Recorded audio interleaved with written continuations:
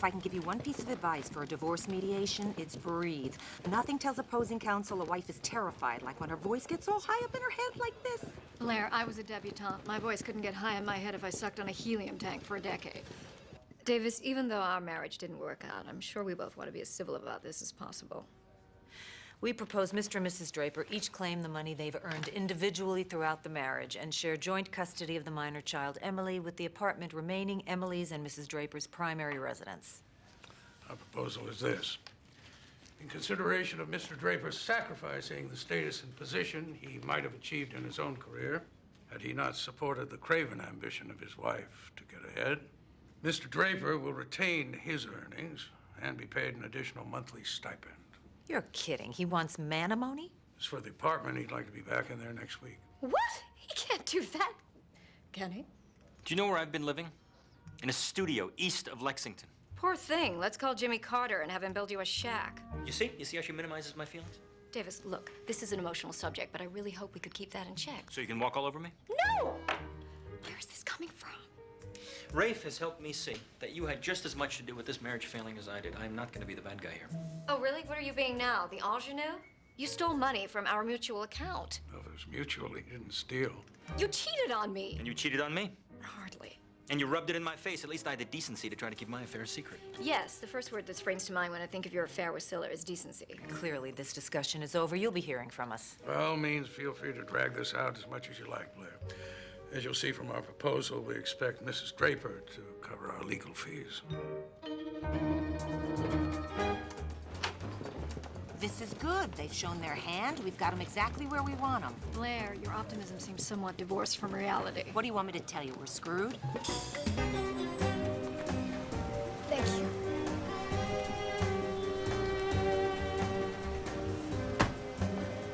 Someone moving out? I thought it was you. What? Have you gone insane? You can't take everything. I haven't. Just the things I wanted. I think it'll make my place feel more like home. My Aston Martin? My Aston Martin, I paid for it. You gave it to me as a present. It's a little late to be getting sentimental. That's everything. I thought we could have a civilized divorce. And I thought we could have a civilized marriage. Looks like we were both wrong.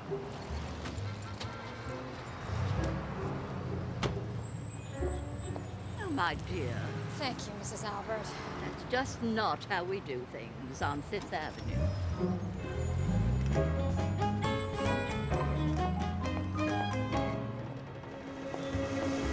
How bad is it? Denise Richards, Charlie Sheen bad? It's like someone's using my stomach as a trampoline. What are you gonna do? My lawyer says she's building evidence so we can kick him in the balls, which unfortunately is her favorite expression. And I imagine activity. I've never seen Davis like this. I feel like the lawyers are making everything worse. Zoe, never get divorced, and you two never get married. No, I won't. We're having a Jack flashback. A Jack back. Please tell me you've moved on. I would just like somebody at this table to have moved on. I thought you were dating that doctor. And there's my Manny. You made out with my Manny in my foyer where my children play with their toys. Excuse me, I had one makeout session with the Manny and a couple of dates between brain surgeries. Jack and I were engaged, okay? I thought the thing you get when you break up with someone is you don't have to deal with them anymore. It's like they're dead, but they have the advantage of being not dead. But everywhere I turn, there's another Jack pop-up. In the trades, from my boss, on TV. Maybe this is the universe telling me that things aren't over between us. Please don't go by the universe. Every time I have done that, I've ended up in a strange apartment hunting for my thumb. Well, I still have to call him to get my sex tape back. Yes, I made a sex tape, and no, it was not tasteful. It's dating etiquette 101. In the event of a breakup, the girl gets all pornographic materials. It's breakup law. Dear God, I hope Davis didn't take our sex tape. You too? Does everyone at this table have a sex tape but me? Yeah. Eric and I made one, but we recorded over it. Now it's a birth tape, which we don't watch either. Davis and I were on vacation in Greece on a boat with another couple. You made a sex tape with another couple. And I wouldn't call it sex. We groped each other and ate some feta. And I made sure I was always wearing sunglasses. Legal says there's still some holdup with the city council on the Dumais project. There's an explanation for I don't that. want an explanation. I want a solution. We're on a ticking clock here. Yes, Juliet, what? Spit it out. it's your husband. What about him? What did he do now? He had a heart attack.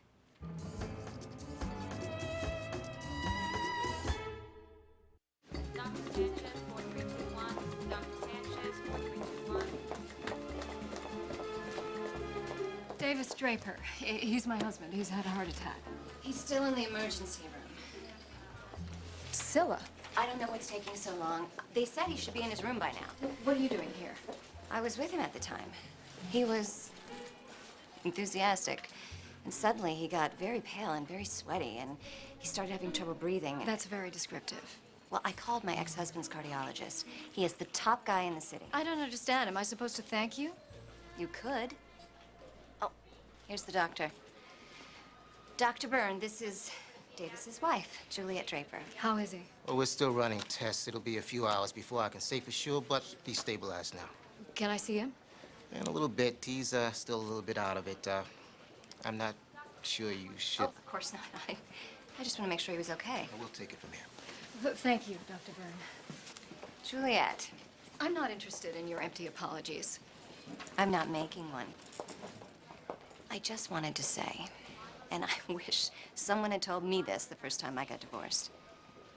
It's actually a very liberating experience. I'm sure there are parts of you that have gotten buried or lost in this marriage. You get all that back. Plus the summer house. And don't let anyone tell you women our age can't find a man. They're everywhere. They're with their wives. Wait till you're on the other side, honey. Really. I think you're gonna like it over here.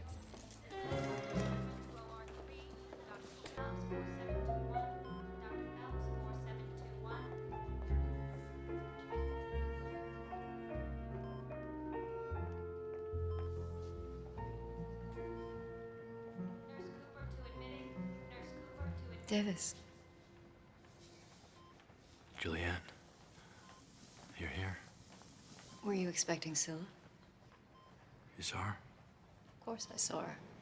She brought her husband's cardiologist. I guess she's at health risk. I just started seeing her again. I don't care about that. I'm just glad you're talking. I was terrified. You were? Of course I was. I don't think that's ever gonna go away, unfortunately. I'm really sorry. Cleaning out the apartment, taking the car. I haven't been handling myself well. No, you haven't. But I appreciate you saying that. Just now when I saw you sitting there, I just felt so relieved. I don't know why, but seeing you makes me think that everything's gonna be okay. It is. You're gonna be okay. I want you to have the apartment. I'm gonna bring back all the things that I took out of it. We can talk about that later. No, I made up my mind. I want you to have it. Davis. Mr. Draper, good news. You did not suffer a heart attack. Oh, thank God. I had all the symptoms. Well, apparently what you had is a panic attack. It very often mimics a heart attack. Chest pain, tingling, shortness of breath, nausea.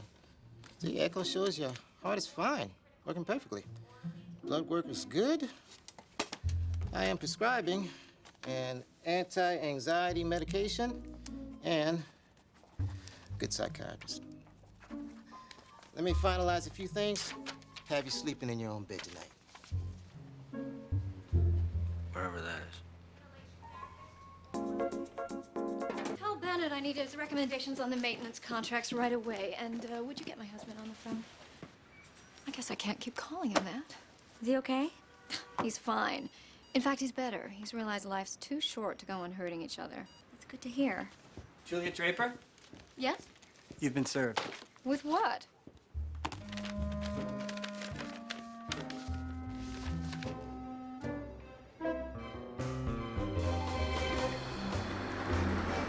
Lester, I've got my own money invested in the thing. That's how much I believe in it. I promised a 20% return, and I am still promising that. Perfect. Every time I see you, you're making meaningless promises. Lester, I'll call you back. A letter to vacate the apartment? Your lawyer is claiming I gave it to you. You did. I think we can agree it was under highly charged circumstances. You gave such a convincing portrayal of a human being last night. I can't believe I fell for it. If you want to go there, we can talk about your bedside vigil. What about it? Why the sudden wifely concern? My lawyer says you were taking advantage of my weekend stay to see what you could get out of me. Tell your lawyers I tried for 15 years to get something out of you, and I finally realized there's nothing there.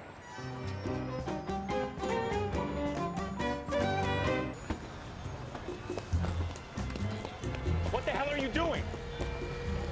This car was reported stolen. That's ridiculous. This is my car. If anyone's stealing it, it's you. The car is registered to a Juliet Draper. Hey, don't you get it? That's my wife. Okay, we're getting divorced. This is just some kind of sick game. She's using you. She's using you. Hey! Careful, Davis. You don't want to have a heart attack. Hey, put it down! Thank you. We can go now. Sometimes the only thing that works is fudge. And vodka. Vodka and fudge. My mother would be so proud. So is anybody free for breakfast tomorrow, lunch, a movie? My day's wide open. Does anyone want to watch me throw a shredder out a window? Anyone want to watch me throw Scylla Gray out a window? Oh, that I want to see. You know what? This is the perfect end to the worst day. Ever. Here, here. That. My car.